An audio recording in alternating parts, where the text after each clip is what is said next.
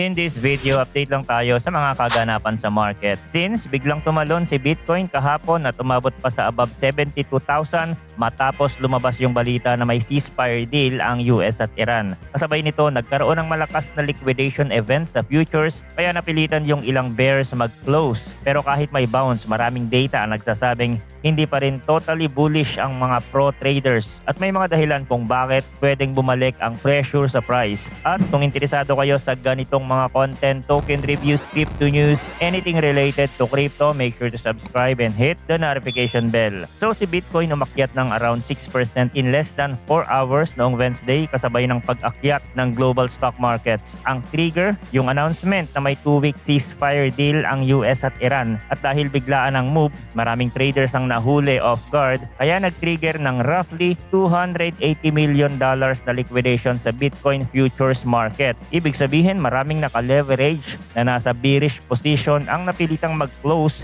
habang tumataas ang price kaya mas lalo pang bumilis ang rally. Pero bakit sinasabing fragile truce? Kasi kahit sinabi ni Trump na deactivated daw ang Iran nuclear program kapalit ng tariff at sanctions relief, may statement din na nagsasabing fragile pa rin ang truce. Ibig sabihin hindi pa ito long-term resolution. At sa market kapag hindi long-term, madaling bumalik ang takot. Kaya kahit umakyat si Bitcoin, hindi pa ito automatic na balik bull market. Ngayon, bakit malaking factor yung Strait of Hormuz? Dahil yun ang pinaka-critical shipping lane para sa oil. Ang expectation ng market kung tuloy ang de-escalation, mas bababa ang oil, mas bababa ang inflation pressure at mas lalaki ang chance na bumalik ang easy money o expansionist monetary policies. At kung mangyayari yun, usually favorable ito sa risk assets tulad ng crypto. Ang problema, kahit nagkaroon ng relief rally, hindi pa naman talaga nawawala ang inflation sa data. Brent crude oil nasa $95 per barrel at mas mataas ito kumpara sa around $72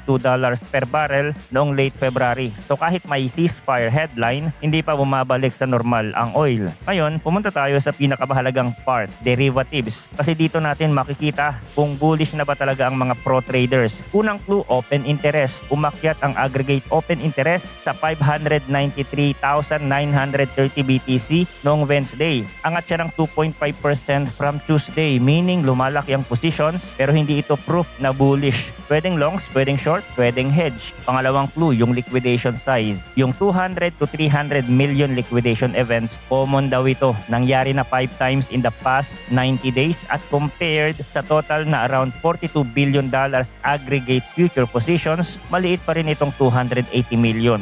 Kaya ang point, malakas pakinggan yung liquidation headline pero structurally, hindi pa siya game changer. Pangatlo, yung futures premium. Yung annualized Bitcoin futures premium relative to spot, nasa 3% pa rin at flat pa siya from 2 days prior. Tandaan, neutral threshold usually above 4%. Pero since late January, below 4% na raw ito, meaning mahina pa rin ang demand para sa bullish leverage position. Kung talagang bumabalik ang confidence ng pros, gusto nating makita na umakyat ito pabalik sa neutral zone pero hindi pa. Pang-apat, options. Demand for downside protection still prevailed for the past 2 weeks. Meaning, mas gusto pa rin ng market ang protection kung sakaling bumagsak. Yes, humihiwalay na raw ito sa pinaka-extreme fear level noong March 26 pero overall, cautious pa rin ang vibe. So bakit cautious pa rin sila kahit may ceasefire? Kasi maraming overhang na hindi pa naaayos. Tulad ng trauma from October 10, 2025 flash crash, yung disappointment sa regulation at sa lack of progress sa US Strategic Bitcoin Reserve at yung Parity Act draft na hindi raw sinama ang tax exemptions para sa small Bitcoin payments o deferred capital gains para sa mining. May headline din na umalis na si David Sacks sa role niya bilang White House AI at Crypto Czar noong March 26 which can add uncertainty sa policy narrative. Dagdag pa, may political pressure din tungkol sa scrutiny ng Trump family crypto ventures. Lahat yan, kahit hindi direct price driver everyday, naglalagay ng bigat sa confidence. Ngayon, lipat tayo sa second major story. Morgan Stanley Bitcoin ETF. Bakit ito importante? Kasi hindi lang ito another ETF. Ang advantage nito ay dalawang bagay, fees at distribution. Yung bagong spot Bitcoin ETF nila, ticker MSBT, nag-debut at nakalag ng 1.6 million shares traded at roughly $34 million inflows on day 1. Ang expense ratio niya 0.14% at sinasabing cheapest siya sa category. Maliit pakinggan yung fee advantage pero sa ETF world, malaking factor yan lalo kung institutional investors ang kausap. Pero ang mas malaking edge ni Morgan Stanley, distribution. Yung wealth management arm nila nag-handle ng trillions at malaking financial advisor network. Ibig sabihin, mas madali nilang maipapasa ang product sa clients via advisors, hindi lang via retail trading apps. At may expectations pa na pwedeng kumuha ito ng capital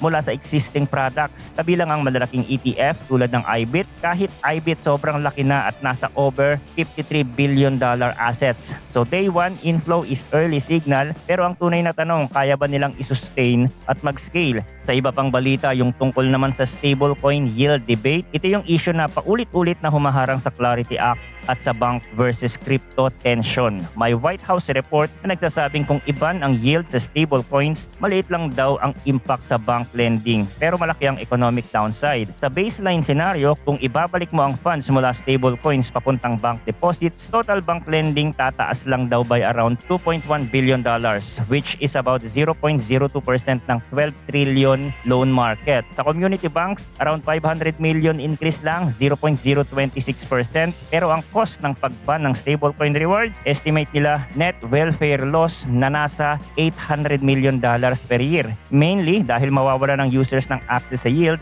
at yung cost-benefit ratio nasa 6.6, meaning mas malaki ang cost kesa gain. May line pa na para raw umabot sa hundreds of billions na lending effect, kailangan mo ng sobrang unrealistic assumptions. Stablecoin shares sextuplets, all reserves shift to segregated deposits at babaguhin ng Fed ang framework. So sinasabi ng report, overblown ang takot ng banks at mas malaki ang harm sa users kung totally ibaba ng yield. So yun lang ang crypto update natin for today. Thanks for watching again. Good luck and see you on the next video.